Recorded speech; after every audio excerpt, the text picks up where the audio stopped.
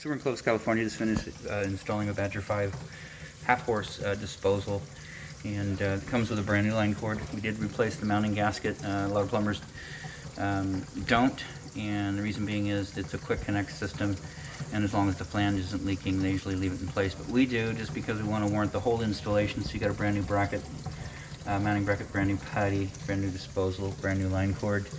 And then that arm back there is, all this is yours, so existing plumbing is yours. Hose is tied back in, that's yours.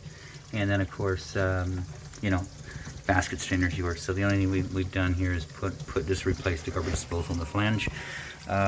We were going to tighten up a faucet, which requires removing the hose out of the center. Unfortunately, we can't get the water turned off back here.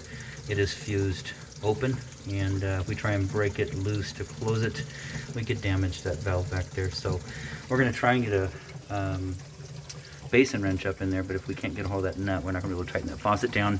Homeowner did let us know that they were getting ready to, or considering purchasing a couple new faucets for the kitchen anyways, so we'll see if we can get a wrench on there. If not, then it'll just stay as it is for right now. But we've run a lot of water down this, hot and cold, especially hot, because, you know, hot softens things up. And we can see, you know, there's no leaking anywhere around here. No leaking, you know, in this area, which there shouldn't be, obviously. And then no leaking at the trap. We don't feel anything down below, so that's good. Our main concern is that rubber gasket that comes new, which we installed. Rubber gasket behind here, and then the mounting plate. So no water down here. Everything looks good. Outside of that, this installation is done.